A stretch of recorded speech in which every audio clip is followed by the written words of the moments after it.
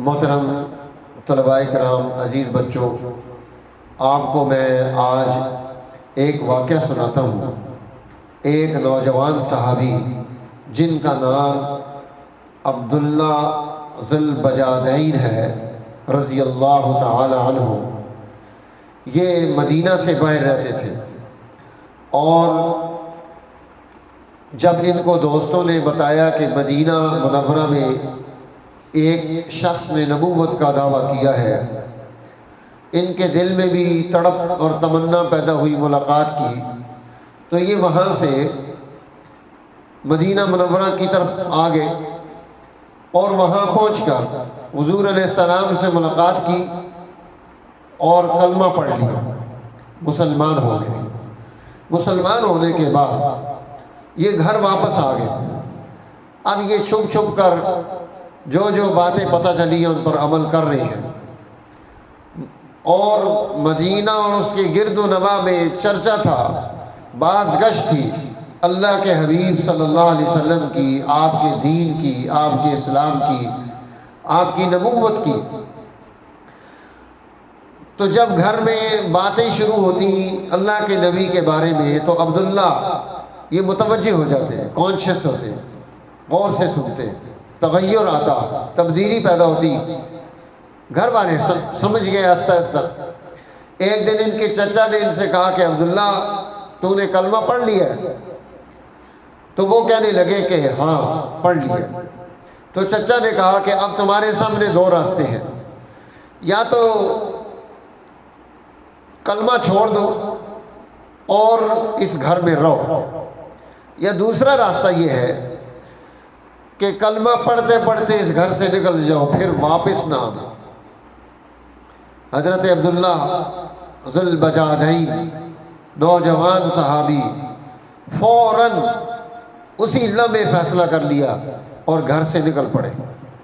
جب نکلنے لگے تو گھر والوں نے جسم سے کپڑے اتار دیے، ننگا کر دیا۔ اب اس حالت میں گھر سے نکلے ہیں، ادھر گھر میں ماں ہے، اس کی مامتا جوش میں آتی ہے، رحمت جوش میں آتی ہے، وہ شوہر کے سامنے بول نہیں سکتی، چھپ کر اپنے بچے کو ایک چادر اپنی دے دیتی ہے کہ بیٹا یہ رکھ لو۔ وہ چادر لے کر باہر نکلتے ہیں، اس کے دو پیس کرتے ہیں، ایک پیس سے اپنے جسم کے سطر کو ڈھانپتے ہیں، ایک سے جسم کے اوپر کے حصے کو ڈھانپتے ہیں، عازم سفر ہوتے ہیں۔ ان دو چادروں کی وجہ سے، دو پیسز کی وجہ سے انہیں ذی البجادین کہا جاتا ہے، دو چادروں والا، دو پیس والا۔ یہ حضرت عبداللہ ہے، اور سفر کرتے ہوئے چلتے چلتے چلتے، پاس تو کچھ تھا نہیں، نہ کھانے کے لیے، نہ پینے کے لیے، نہ سواری کے لیے، کچھ بھی نہیں ہے۔ اکیلے تنے تنہا صبح مسجد نبوی شریف میں حاضر ہوتے ہیں۔ جیسے ہی رسول اللہ صلی اللہ علیہ وسلم کی نگاہ انور پڑتی ہے، نبوت کا چہرہ خوشی سے چمک اٹھتا ہے۔ صحابہ متوجہ ہو جاتے ہیں کہ یہ کون ہے جس کو دیکھ کر اللہ کے حبیب چمک رہے ہیں، مسکرا رہے ہیں، حالت تبدیل ہو گئی ہے۔ تو یہ حضرت عبداللہ ذی البجادین تھے جو قربانی دے کر، دین بچا کر رسول اللہ صلی اللہ علیہ وسلم کی مجلس میں آئے تھے۔ میرے دوستو، حضرت عبداللہ ایک سفر میں رسول اللہ صلی اللہ علیہ وسلم کے ہمراہ ہے، ساتھ ہیں۔ یہ جہاد کا سفر ہے، صحابہ اجلہ بھی ساتھ ہیں۔ بخار ہو گیا، بخار نے جلدی کر دی اور تیزی دکھا دی۔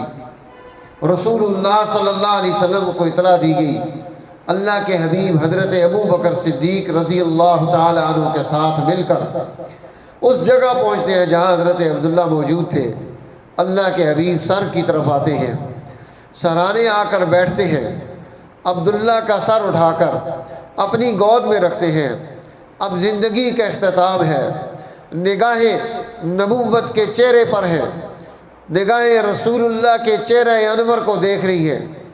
خوش بختی دیکھیے حضرت عبداللہ ذی البجادین کی کہ نگاہیں رسول اللہ کو دیکھ رہی ہیں، اللہ کے نبی کی گود ہے۔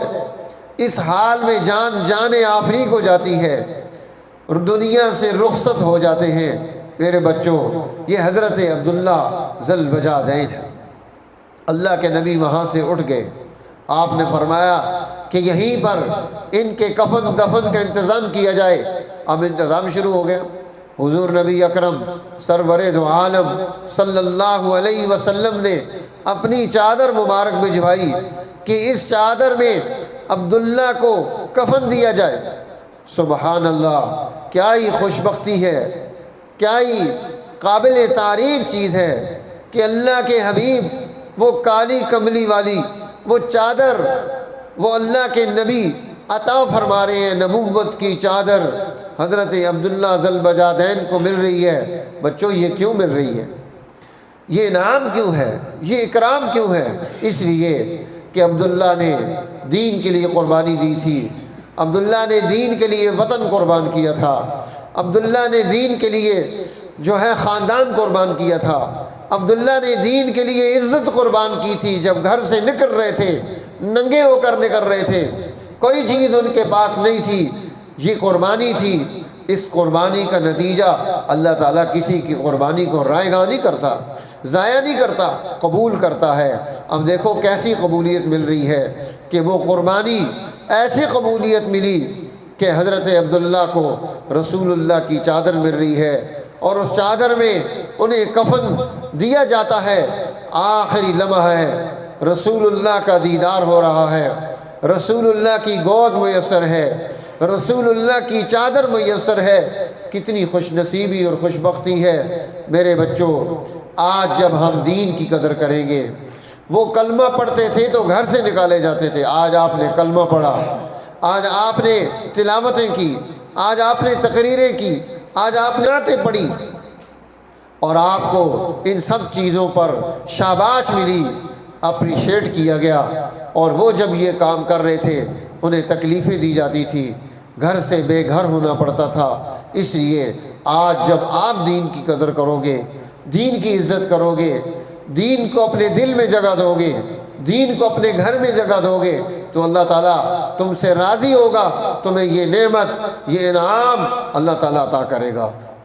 اللہ تعالیٰ مجھے بھی اور آپ کو بھی دین کی قدردانی کی توفیق ایسے نصیب فرمائے جیسے حضرت عبداللہ ذی البجادین نے کی، اور دنیا اور آخرت ان کی سنور گئی۔